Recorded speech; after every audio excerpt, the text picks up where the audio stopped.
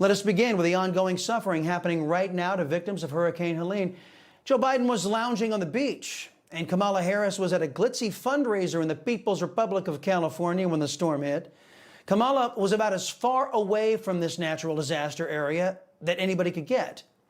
In an effort to excuse their awful response to the natural disaster, the Democrats got busy blaming the boogeyman from their kooky religion, man-made global warming.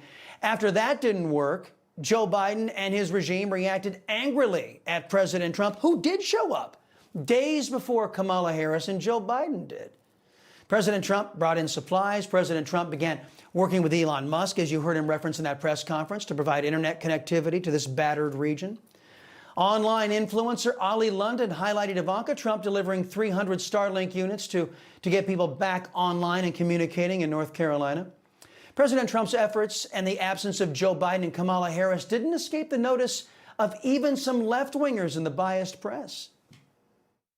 He is being treated not just as a former president, but almost as though he is a sitting president. As Boris, you just noted, getting a briefing from FEMA, getting a briefing from the National Guard. That is not something that is typically just offered to a candidate. They are treating him as though he is a former president who is there to help. He is clearly taking this seriously as a politician is on the ground, trying to show that he is there in support of the people on the ground in Georgia.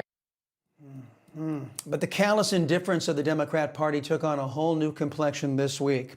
The enforcer for massive, uncontrolled, national security threatening illegal immigration, the impeached and disgraced Alejandro Mayorkas, informed the country that the U.S. government, specifically FEMA, would be running out of money before hurricane season ends. Americans were outraged when they checked FEMA's own website to find out where all the money from all the government overspending measures went. Well, here's what they found. For fiscal year 2024, the U.S. Department of Homeland Security provided $640.9 million of available funds to enable non-federal entities to offset allowable costs incurred for services associated with non-citizen migrant arrivals in their communities, end quote. In other words, Joe Biden, Kamala Harris, and impeached Alejandro Mayorkas spent $641 million of your taxpayer dollars to meet the needs of illegal aliens from 168 countries who Democrats allowed to break into the United States. And now there's no money left because Democrats put foreigners above all of you. But that's not the only instance. Here's Joe Biden being asked if any more help can be given to those impacted by Hurricane Helene. Giving them all everything we have. Are there any more resources the federal government could be giving them? No. No more left for Americans, says Joe Biden. But that wasn't his attitude last week, as our pal A.F. Branco points out in a stinging political cartoon. Last week, Joe Biden announced nearly $8 billion in additional military aid for Ukraine. They will provide Ukraine with long-range strike weapons, air defenses, and additional F-16 training for pilots, among other things. But there's nothing left for Americans.